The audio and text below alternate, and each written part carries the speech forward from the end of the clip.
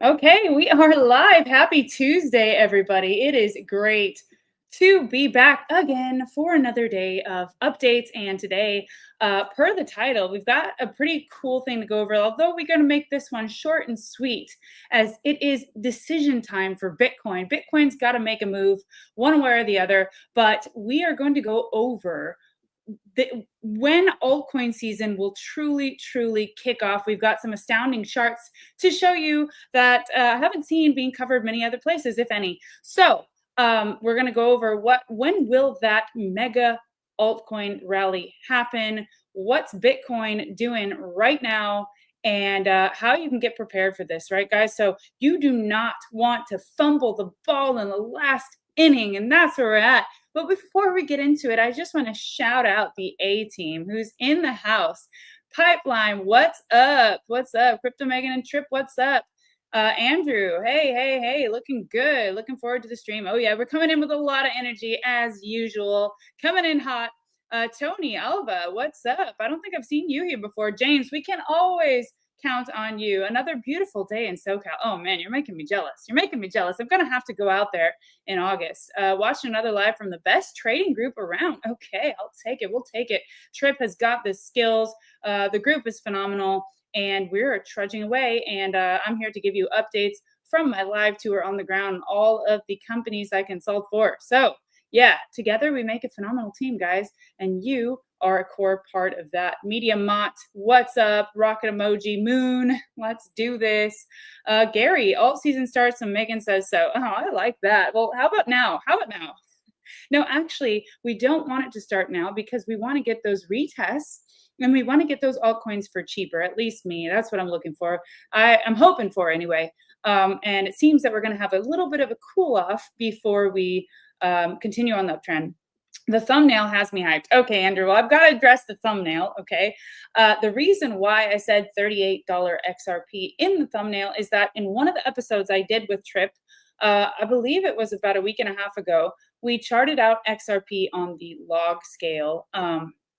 Trip can jump in here and correct me if I'm wrong, but we charted out on the log scale, and it was one of the upper targets, one of the highest targets when we map that out over time, right? I'm not saying that's going to happen now, tomorrow, this cycle. I'm just saying that that was one of the levels that was shown when we charted it out that way. So it is possible. It's just a matter of, when that would happen. What would the conditions look like in the market? However, we are going to go over XRP today. So we'll see what's happening in the interim. And it's looking very bullish. The chart is looking phenomenal, right? But that being said, we are having a little bit of a cool off because of Bitcoin dominance and the indecision of Bitcoin right now. But we're going to go over exactly what to look for. And like the title says, we're going to give it to you like it is. So right now, at this point in time, you'll know when altcoin season starts when this happens. And you're going to have to wait for Trip to take over in order to know what that is. Okay, so just hold your horses, but it's going to be a good show. Maylee,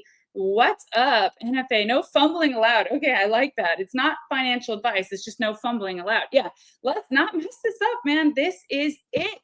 This is such an opportunity. I can't stress it enough. And I'm going to get on here every single day and, say this every time until it really gets ingrained, right? Harshith, how high do you think ADA can reach this bull cycle? Conservative target. Conservative.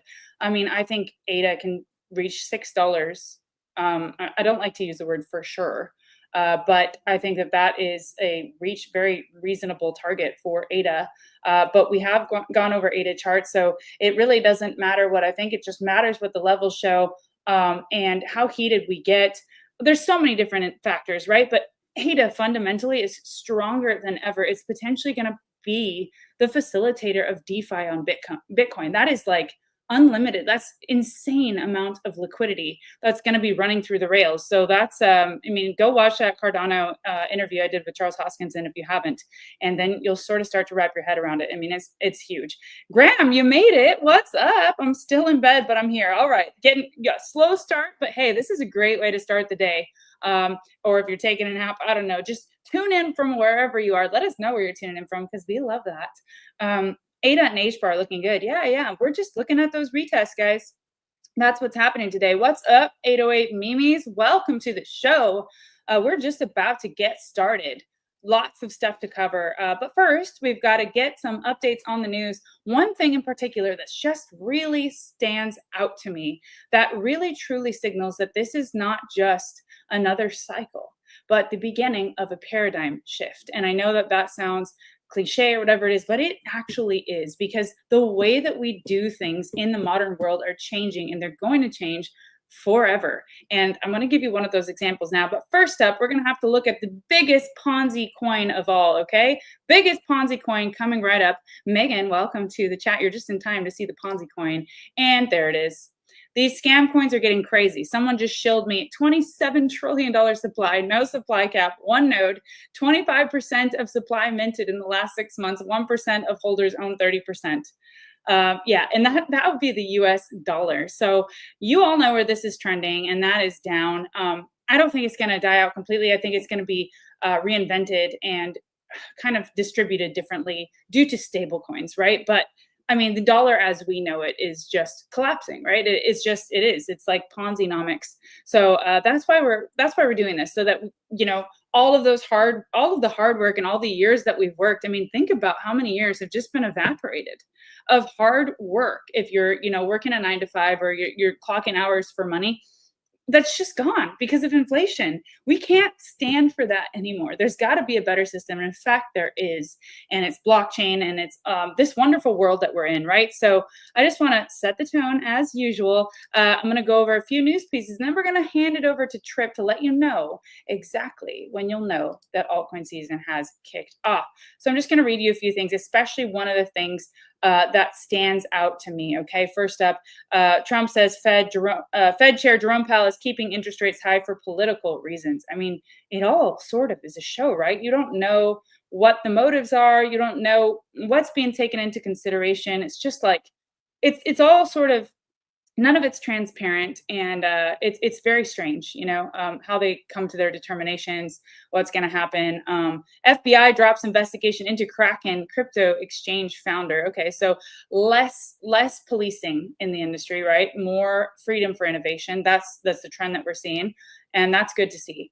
Next up, President Trump says he's considering eliminating capital gains tax on houses, and this is significant. This is significant because there's this piece of news which I wanted to go over, which was about JP Morgan. Okay, so let's see where that was. JP Morgan is now talking about loans. Okay, here it is. Justin, $4.3 trillion JP Morgan considers offering loans backed by clients' cryptocurrency holdings. That's what I'm talking about. You will no longer have to sell your crypto. You can use it to get a tax-free loan and then reinvest it.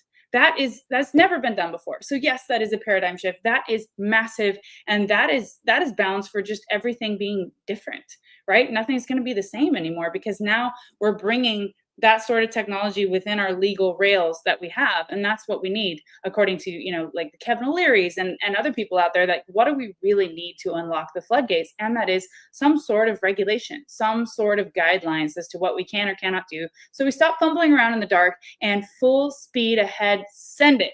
That's it. So Andrew, the Powell stuff is just noise. I'd honestly rather just follow the charts. Exactly. I mean, look, all of this stuff is really just noise. Essentially, if you say, show me the charts and I'll tell you the news, a lot of times, I mean, the news is just following what the charts are already dictating, right? So that's yeah, it is a lot of noise. It'll play its course. Whatever happens, happens. But in the meantime, we're going to look at the charts and we're going to give it to you exactly how it is. Okay. Not Jack. Finally, in time for the show. Welcome. What are you guys drinking? Are you drinking coffee? I don't know I don't even know what time it is around the world, but here it is almost 9 p.m. So Flare is doing great. Has that been charted here? No, we haven't charted Flare. That's a phenomenal idea, Andrew. And I did do a podcast with Hugo Filion. Is that, I don't ever know how to pronounce his last name, the co-founder of Flare. And so that'll be out there at some point. I did that in Singapore a while back, but really interesting mechanics. And all of those chains that are working within the RWA infrastructure, institutional space, are going to crush it. And that's just my 2 cents on the stream today. So remember, institutionally, so crypto-backed loans to do real life things, right? Trump wants to take capital gains away from housing, from homes, I mean, things are trending in the right direction, right? To make life a lot better and a lot easier. Coffee, California, and it's 11:47 a.m. Thank you for that update. Thank you, Andrew. Am I following the Clarity Act? Sounds like past House and heading to Senate. Wow. Jag, I think you bring all the best news pieces to my attention.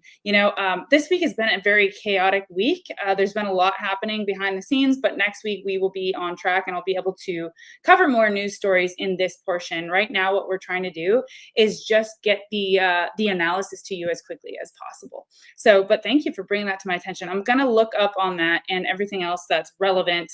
But for now, I think that's it on the news portion, guys. We will circle back to this. Just know that we're at a critical point. We're at decision time for Bitcoin, and that's what we're looking at now because that's what's going to dictate, partially what's going to dictate, mainly Bitcoin dominance. What will happen with the precious altcoins, which are going to set us free, or essentially that's what we're here for, right? We're here to get financial freedom, to just get out of the rat race and be free. So this is a really fun stream for me because I get to reflect on why we fight, why are we here?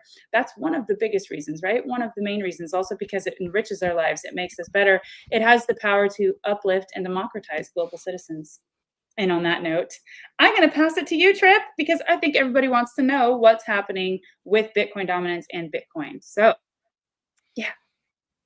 Okay, yeah, we're going to take a look at dominance today. It's going to be quite a few charts actually for Bitcoin dominance.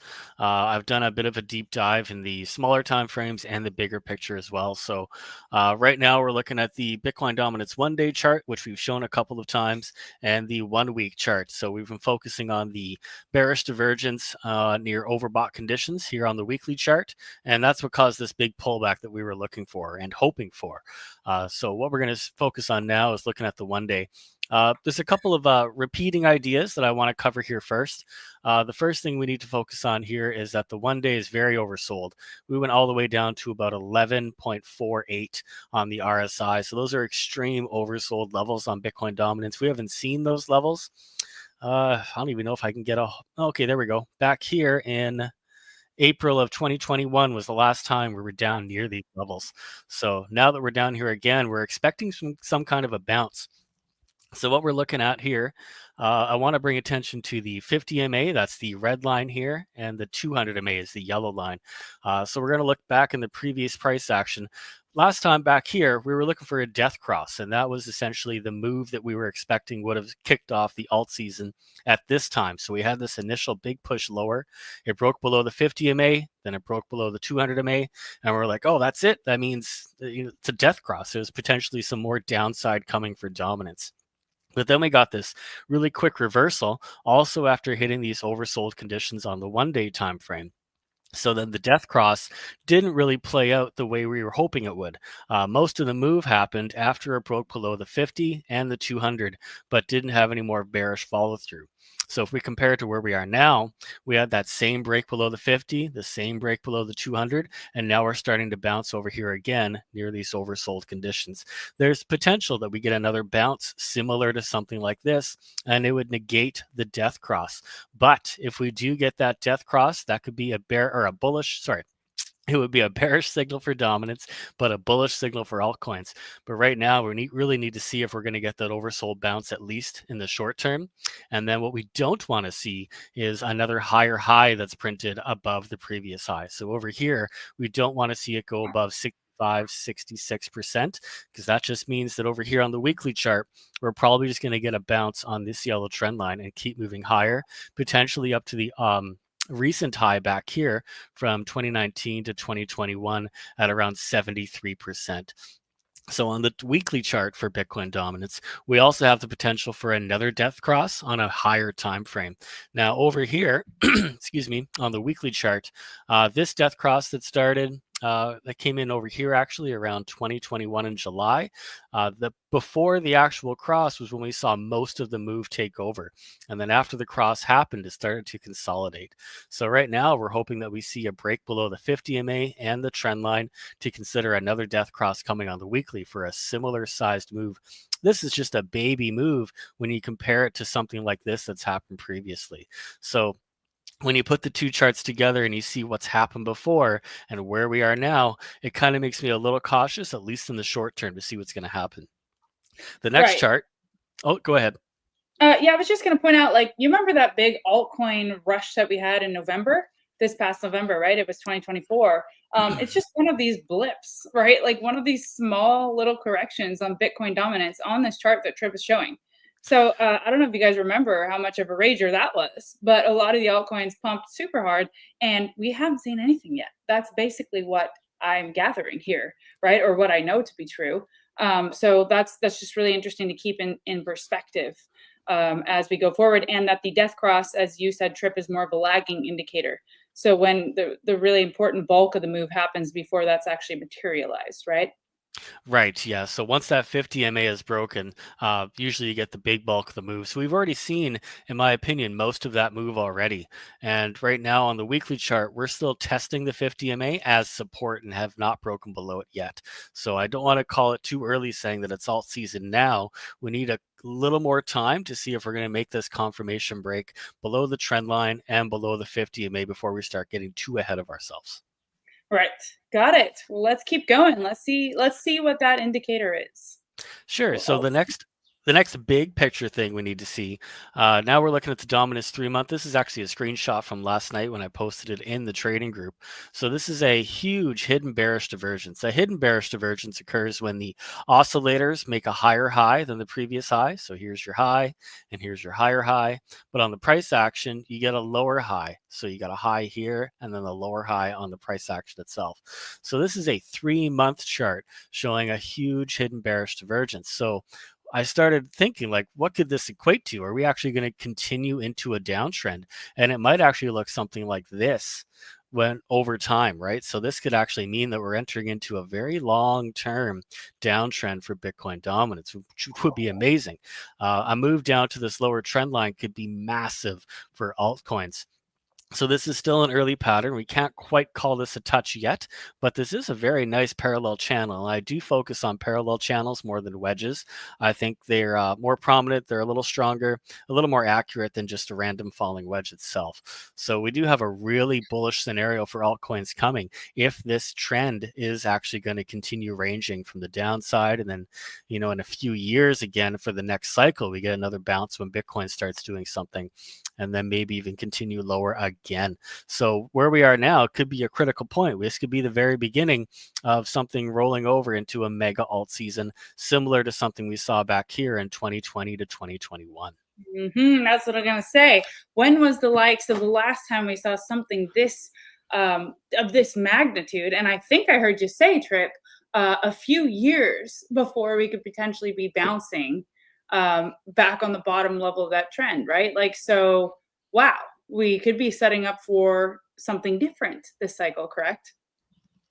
Yeah, definitely. So from it's 2025 in the middle, we're aiming for around 2028 or so, just by guesstimation. Ooh. But we're also going to look at another chart here. This is using a time cycle chart on Bitcoin dominance. So if you actually measure the amount of time it took to go from the bottom back here in January of 2018 up to this peak in January or December of 2020, this was about 1,085 days for this whole trend to move upwards before it fell over again. And then if you measure from the bottom now to where the 1,085 day mark again, that lands on August 18th, 2025, really close to where this trend line is landing right here at the end of this timed range. So there is some cyclical nature to Bitcoin dominance, and the altcoins, which we all know, basically because of the halving effect. But when you start measuring it on dominance, it starts to draw an interesting picture. It's like, are we really that close to something like this rolling over?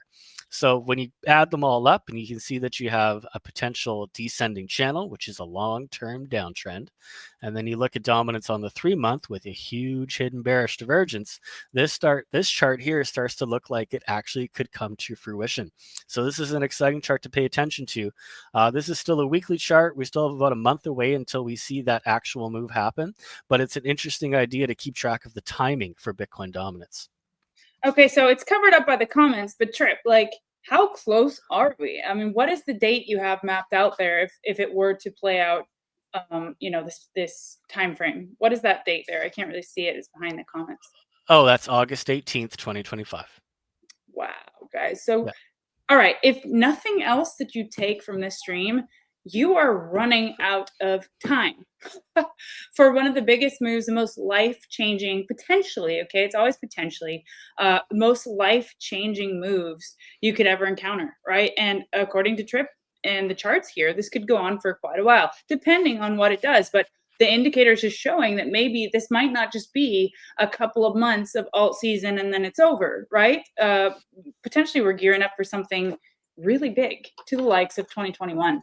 So keep that in mind. And just remember, now is the time to focus, go off the grid, go all in. You will thank yourself later. It'll be like, oh, this is the tweet I wanted to show, but I totally forgot to put it up. Sorry. It's like the boomers were so hated because they bought houses for like raspberries and I don't know what the metaphor was, but literally they got like housing for free. And so that was like, wow, our generation's like, I can't believe that. And now it's so expensive. Well, that's going to be the coming generation's thoughts toward us and when we could have bought crypto and Bitcoin, man. Here we are. We can buy it for raspberries and whatever it is. You get the gist, right? Like where we are now is just astounding. And we have this opportunity right now. Do not let it go to waste. Okay. Either tune in here every day, ask as much as you can, just do everything you humanly can to maximize your portfolio, your chances of, riding this wave. And on that note, we did finish up the 20% sale for the trading group, but the link is in the description below. For being a crypto making community, you get 10% still. Okay, you still get a 10% discount if you sign up. We'll have that going for a while, and we just love to welcome all new members of the group and also just new members to the stream. Okay, we're gonna have to come up with a name for like our community here. We've got the A team, so we're gonna have to come up with another name. So yeah, I'm just gonna read a few comments here. Nino, Ada, we got the Ada gang in the house. Paul sent you a DM. Let's do a podcast on crypto, NFTs, and digital collectibles. Sounds good, Paul. Let's do it. Let's do it. I'll take a look at that for sure. Not Jack. Thanks, Trip. I've been hoping you cover Bitcoin dominance. I mean, that's literally all that matters right now. Like all eyes on Bitcoin dominance, right? So yes, that's what we wanted to focus this stream on. Raw Food Writer, realistic high for XRP. I knew I'd get some questions about that based on my thumbnail. It was not clickbait. Actually, Trip and I have done, well, Trip has mapped out on the log scale what could be like the upper echelons of the targets. Right, or the move for XRP. Trip will explain that then when we get to XRP. But yeah, we will go over a chart for XRP in a minute. Right now, we're just focused on what is dominance going to do and the relevance of this. I mean, we're coming right up to that Monday, August 18th date. That could be a big, big catalyst, right? Or based on these timeframes. So let's just keep that in mind. All right, cool. Trip. Yeah, no worries. We're going to take a look at Bitcoin next, just because we're waiting for this move to happen. And actually, since we started this video, Bitcoin has just made a bit of a pump. So we're starting to move out of this triangle right now that we've been watching. I'll zoom in a little bit so you can see this move that's happening currently. Volume's starting to pick up a little bit. It's not too amazing yet, but even if we did draw a local resistance just above this previous high, we're also moving above that local high resistance at the same time. So we've had a breakout entry plan A. So if it breaks to the upside, you would go long from here. And then we had a breakdown entry plan B if it were to break down. So when it was back here, it was really testing that support a few times. It looked like it bounced and it was good. And then it came down for another spike lower. And then it came down again for another spike lower. So this was pretty tough to watch. If you were looking at the lower time frame stuff, it probably would have spooked you a little bit. But now these confirmation closes on the 2-hour time frame has shown that we're still holding inside of the pattern. And now we've actually managed to push a little bit higher for now, but we don't want to see this turn into a wick and jump back inside of the pattern again. So I'd like to see at least a 2-hour close above here. We have about 58 minutes left for that 2-hour candle to close, and then we can determine whether or not it's time to start trading again for long setups, or if we're waiting for Bitcoin to finish this move and give us some direction otherwise. All right, so there you have it on this stream as we talk. 2-hour close, wait for the 2-hour close. Let's see how that plays out. Let's see if it comes back within the pattern or we just sort of confirm the breakout then, right? Is that what that would be? Yeah, we're trying to confirm this breakout. We're really close. This is the most I've seen it above the pattern since we've drawn it. So yeah, we're about as close as possible as we can to confirmation at the moment. Well, there you go. You got the alert here on the stream and keep your eyes, all eyes on that. Set your charts, 2-hour updates. Let's go. Bitcoin Right. may be heading to the upside. Yeah, so the big picture, Bitcoin 1 week, we were hoping that this retest, again, I think we talked about it yesterday, there's some flexibility of where this trend line is. If you use the candle body wicks, then it's pretty much a retest right where it is. Uh, this goes back again to about 2017, so this is a very long-term trend to pay attention to. The way we can see this retest right now as being respected means that a lot of other traders are probably using this same trend line as their guide at the moment, and that's why we didn't see a deeper pullback, is that they're trying to respect this trend line.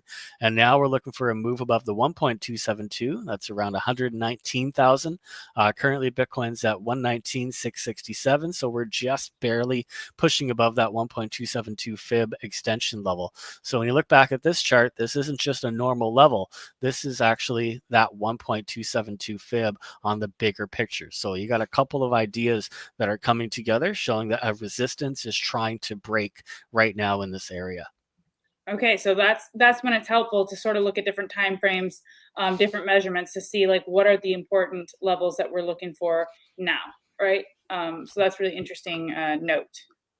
Right, yeah. And then the next move we're looking for is a pretty big jump. It's about a $10,000 pump from where we are now. And I think we also mentioned that too in the past videos. It's pretty much every $10,000 we start seeing corrections or rejections at these levels. So from 109 to 119, it's a $10,000 move. And then from 119 to 131, it's about a $12,000 move. We're just going to estimate about a $10,000 increment as it's going up. So 131,000 is the next move at the 1.618 that we're looking for if we can confirm this break above the 1.272 locally. Right. All right. So all eyes on Bitcoin. Let's see what happens here. This could be it. Yep, we're going to take a look at XRP next. So this is just an update from our previous chart. We had a triangle drawn in here, and now I've just taken that triangle away just to declutter the chart a little bit. So this previous high resistance seems to be broken. It's been broken for, about 5 days already now. We've had a retest over here at the $3.40 mark, and just like Bitcoin, we're looking for the next move up to the next fib level. So the 1.272 for XRP is around $3.88. The 1.618 is at about $4.50.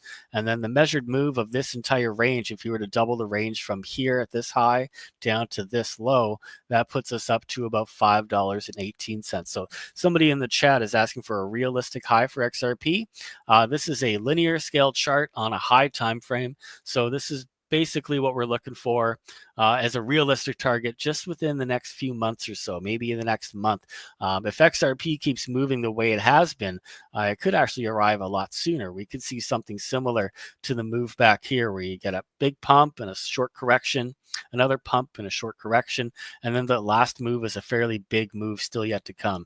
So if you want to call this a correction, it was mostly an uptrending consolidation, and then we had another uptrending consolidation here. I mean, it really doesn't look like it has to stop yet, especially when you compare it to what it's done back here. Really what we're looking for is massive overbought conditions again. I mean, we're already up there near those overbought conditions, but when you compare to back here, we hit overbought, came down a little bit, and it pumped again. And then we came back to cool down a bit, and then it pumped again. So I think there's a chance that we could be doing something similar where we stay up here in these overbought conditions for a while. The signal for the sell or for taking profit is really if it comes down below this RSI overbought levels near about 70% on the RSI. And again, even if it's moving sideways like this, it can still cool down the RSI just the same. So back here, we didn't really lose a lot as far as percentage goes. So there's some ideas to pay attention to. You don't want to get out too soon.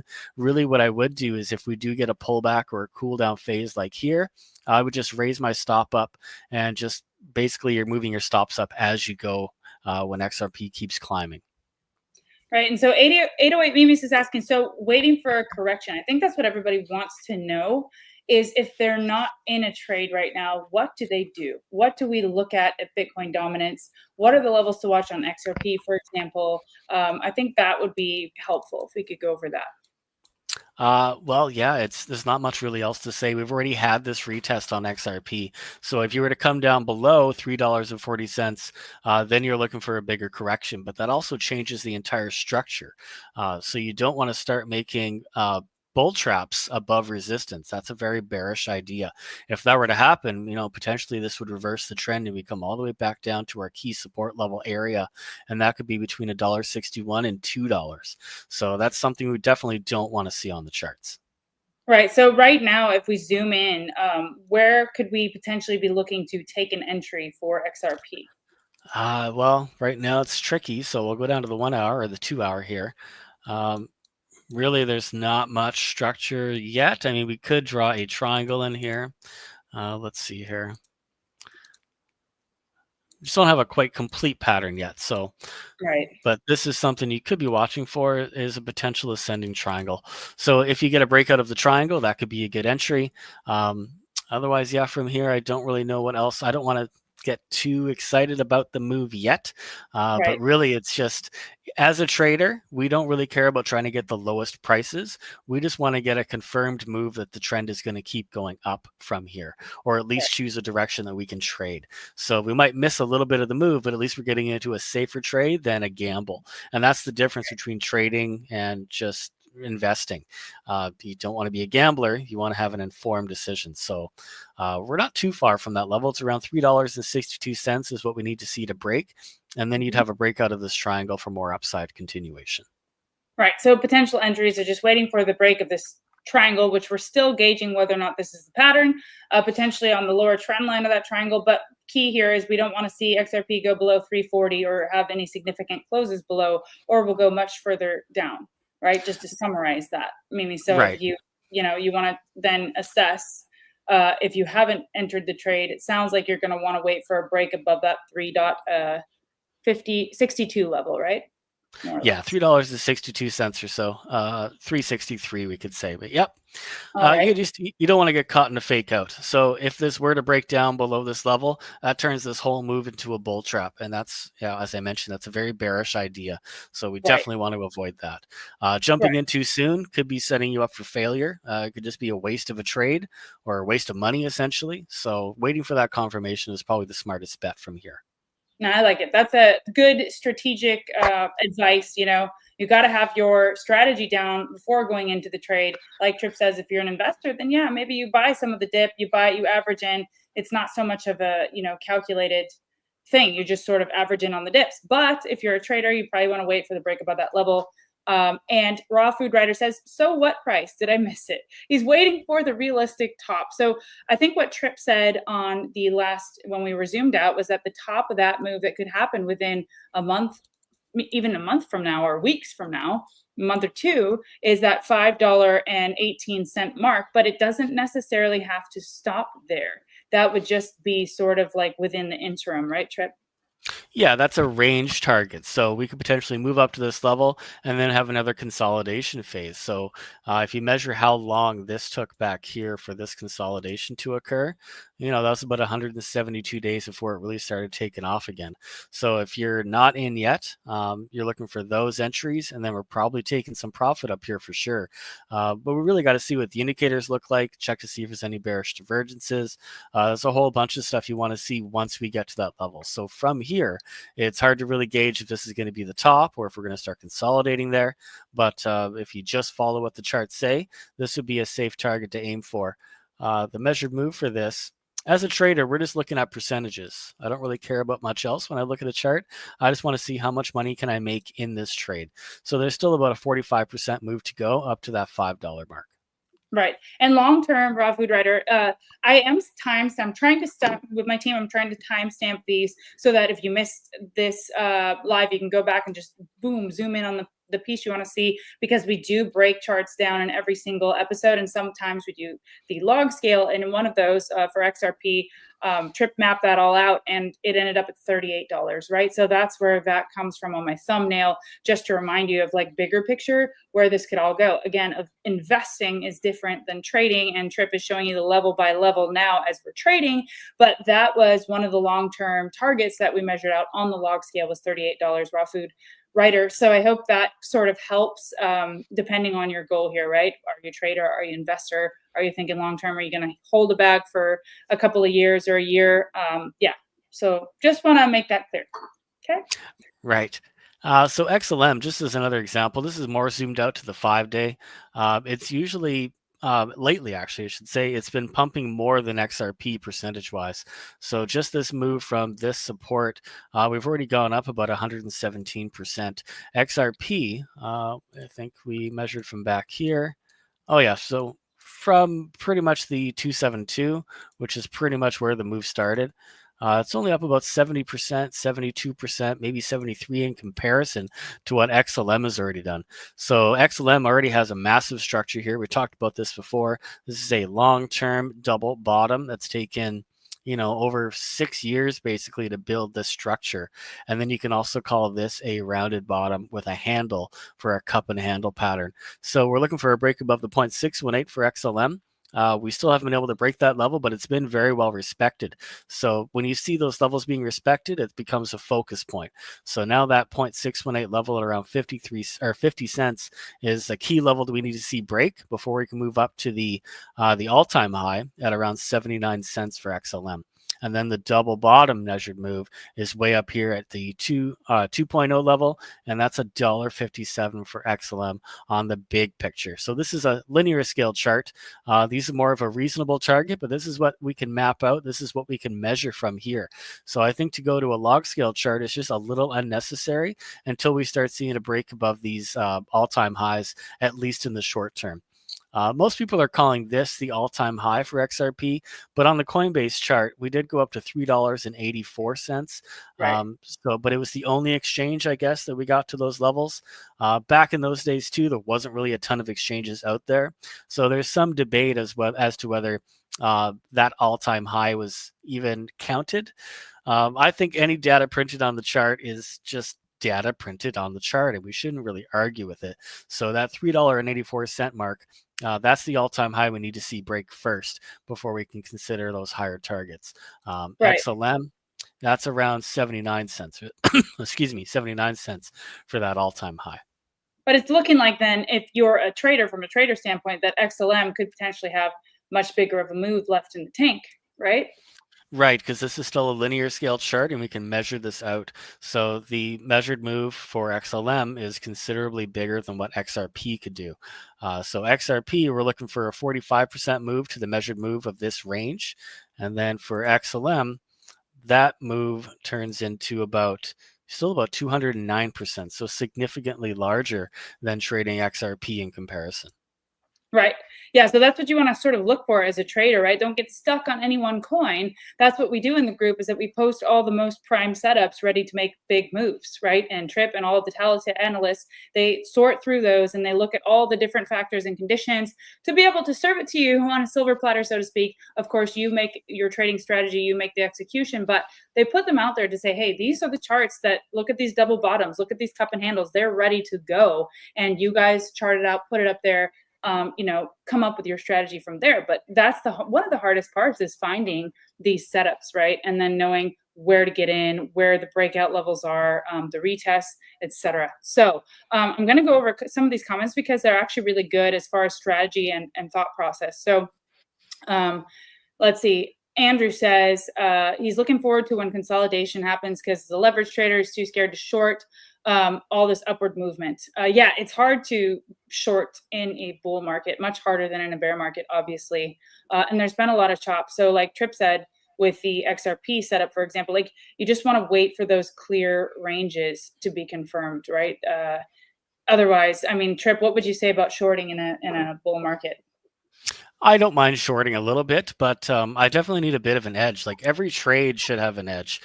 You don't want to just see that, oh, the price is up, I should short it now. That's not enough for me to say that this is a good trade. So I want to see, if you're going to short something, I want to see overbought conditions and I want to see bearish divergence. And when I'm looking for bearish divergence, I don't want to see it on just a 1-hour time frame. I'd like to see that the minor trend, intermediate trend, and even potentially the primary trend all are showing those bearish divergence signs, right? So I mean, you can try to trade the smaller stuff. I just wouldn't expect a big move when you're looking at a tiny time frame. So if you want to see something worthwhile trading, then you want to focus on at least the mid range, which would be your intermediate time frames, say between the 4-hour and the 12-hour charts. And then if you see that same divergence showing up on like the 1 day or the weekly, then you're expecting a bigger retrace because it's a higher time frame. It's a bigger chunk of the move that could be coming. Right. So I like when I heard something that is like, I don't want the good trades. I want the great trades, the excellent trades. I mean, picking bags of cash up off the floor instead of potential smaller moves, right? So it depends on your strategy, but we do post a lot of the charts that are just primed and ready. And those are some of the factors that they look at: the oversold conditions, the bullish or bearish divergence, shorting, like Tripp said, in a bull market is possible. And there are times when you can do it. It's just, you have to have the right conditions to do so.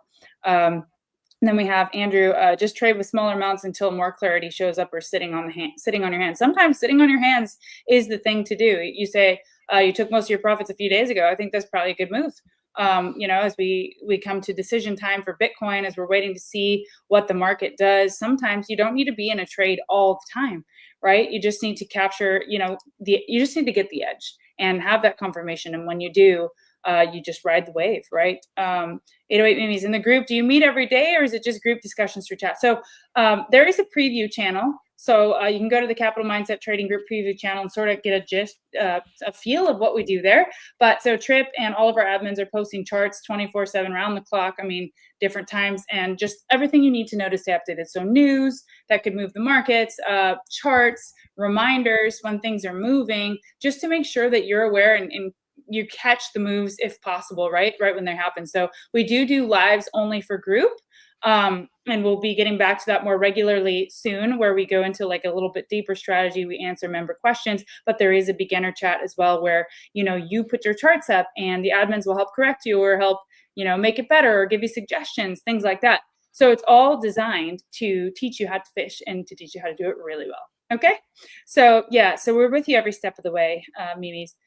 James, I've been getting faked out a lot on small trades the last few days. Yeah, that's why the confirmation, sometimes it's hard to wait. And I know that FOMO kicks in when you see something pumping and you think you're going to miss it. And especially with all the excitement in the market now, but trust me, like there will be a good setup.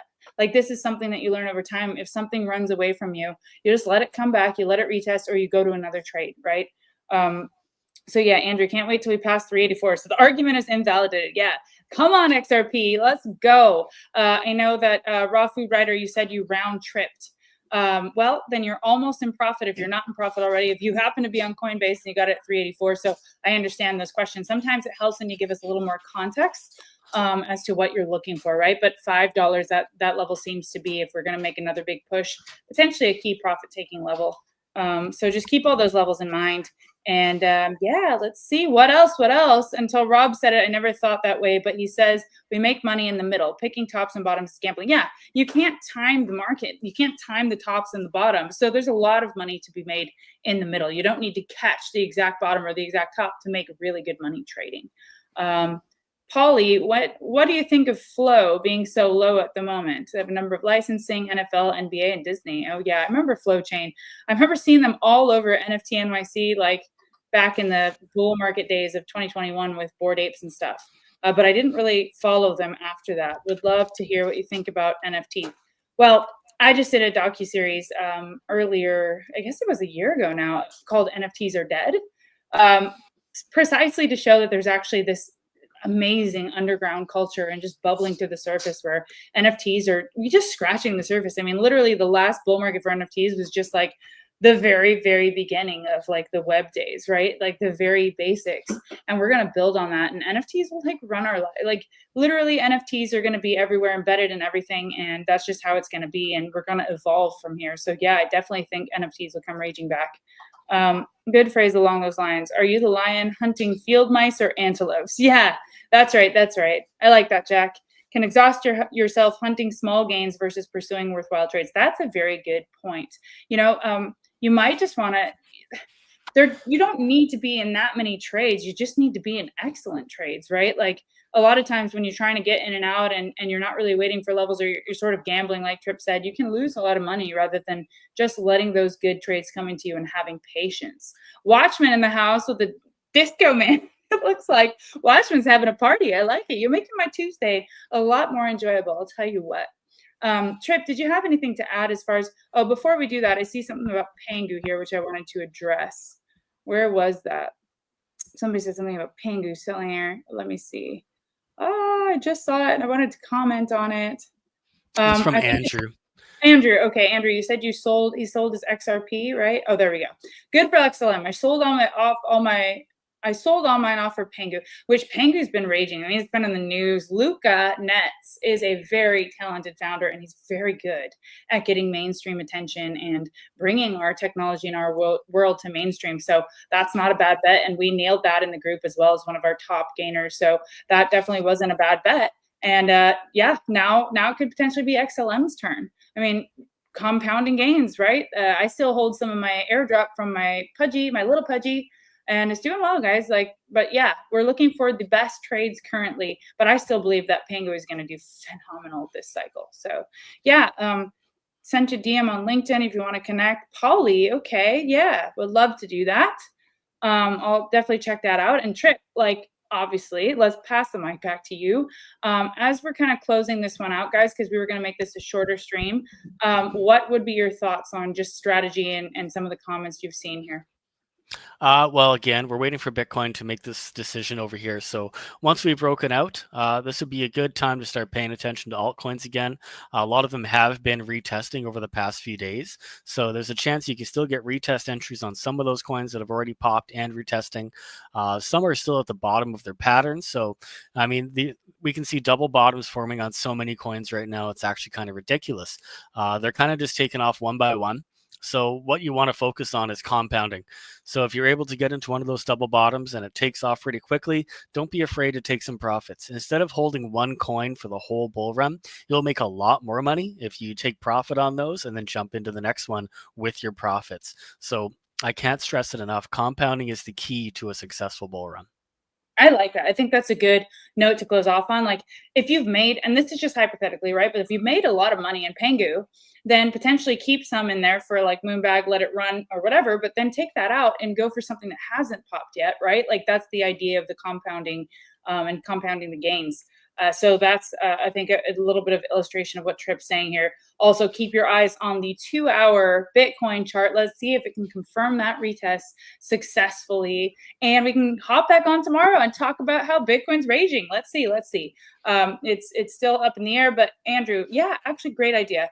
Let's talk about Flare. Maybe we'll bring that up tomorrow, and I'll bring you more fundamental news on it and things that I'm seeing and ways that we're integrating and how it's a lot different than other chains, which I think you guys will be surprised about, because as a co-founder, I've seen how it's integrated in our app and the things that it does, and it's really astounding, especially the staking mechanism. So yeah. All right, guys, on that note, we're gonna wrap it up. But thanks again for just being here. Actually, all the stress of today and all the tension, got a lot of stuff going on right now. Jumping on and chatting with you guys is definitely one of the highlights of my day. So thank you so much for being here and staying tuned in and excited and just going all in. We're here to go all in with you. So yeah, on that note, Trip, thanks so much for being here, and we will see you guys tomorrow. Right on. Thank you. Thank you.